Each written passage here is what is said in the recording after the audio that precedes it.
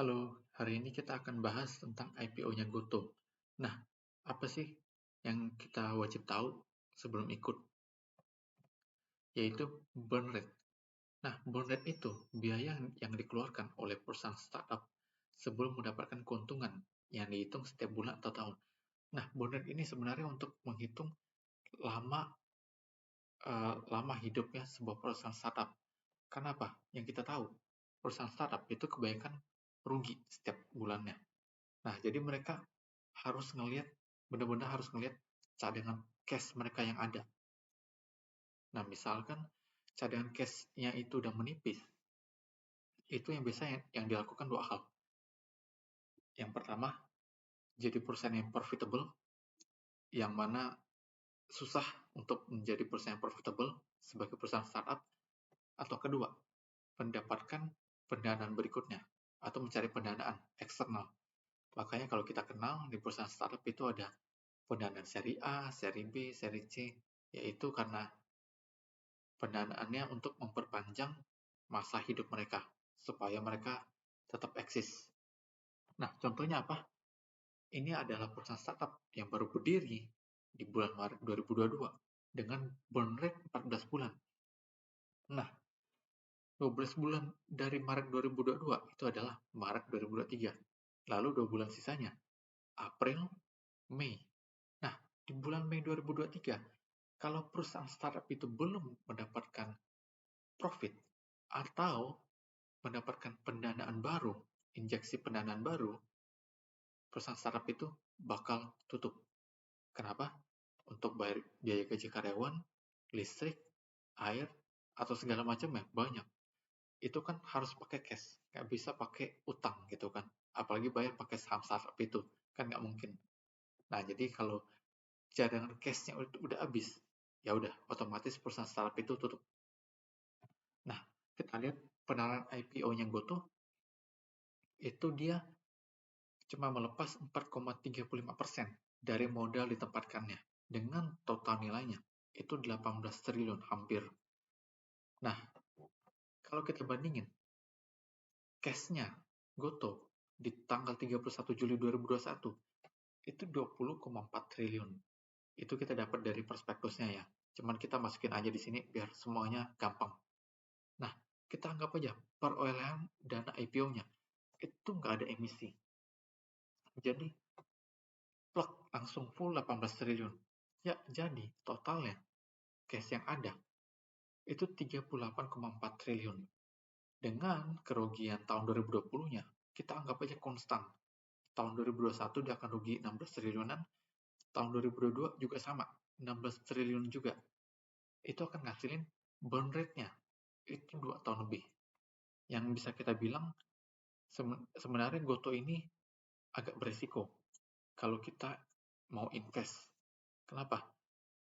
Untuk perusahaan startup sebesar Goto yang punya saingannya itu Grab dan Shopee, itu agak susah menuju profitabilitas. Karena ya saingannya sebesar itu nggak mungkin untung. Dan kalau kita lihat pendanaannya, itu mereka harus cari dalam 2 tahun ke depan supaya mereka bisa tetap eksis. Nah, tapi ya pasti manajemen Gotonya udah pasti ngelihat dalam setahun ke depan mereka pasti udah nyari-nyari nih pendanaannya. Nah, nggak lengkap kalau kita nggak bandingin sama si Bukalapak yang baru aja IPO di tahun 2021 ya. Nah, kalau kita lihat cash-nya di tanggal 31 Juli 2021 itu 23,6 T. Nah, kalau kita bandingin sama financial statement-nya, itu setara kasnya si Bukalapak itu 23,6 T dari total asetnya 25 triliun. Alias si Bukalapak ini adalah cash rich company.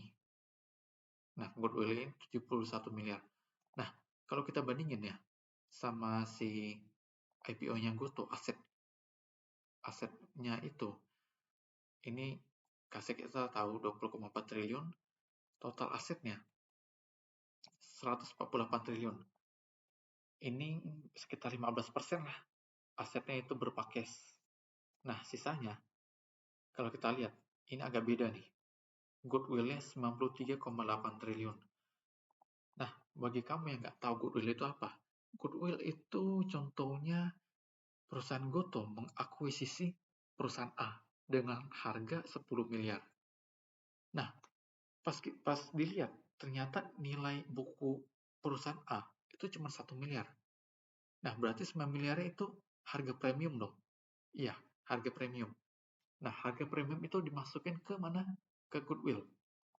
Nah, jadi ini goodwill itu bukan aset yang bisa dijual, tapi ini lebih ke aset dalam pencatatan akuntansinya.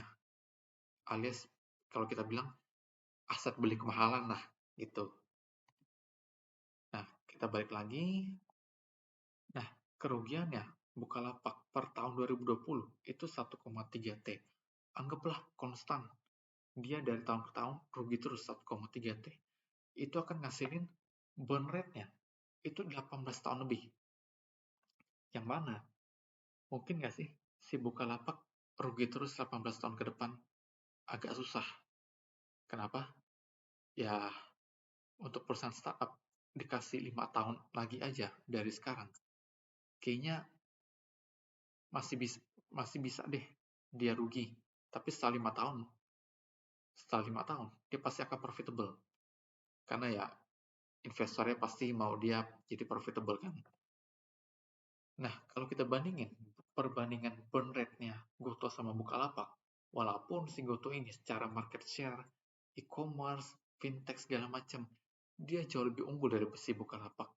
Tapi secara burn rate, yang si Goto ini 2 tahun, yang si Bukalapak ini 18 tahun. Nah, di sini kalau kita mau lihat keamanan kita sebagai investor, kita lebih nyaman mana? Megang saham yang dalam 2 tahun kemungkinan akan tutup, atau Bukalapak yang 18 tahun baru akan tutup.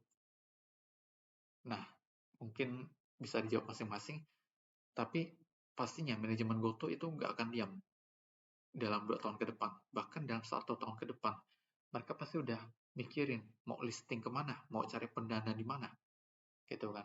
Biar manjangin masa hidup startup si Gotonya itu, gitu. Nah, sekian dari saya. Thanks for watching. Semoga bermanfaat bagi kamu yang akan ikut IPO-nya saham Goto, dan bagi kamu holder Bukalapak, jangan berkecil hati karena belum tentu yang nomor satu secara market share itu akan menang, karena kan ada matrix bisnis lain seperti burn rate gitu. Oke, thank you atas perhatiannya.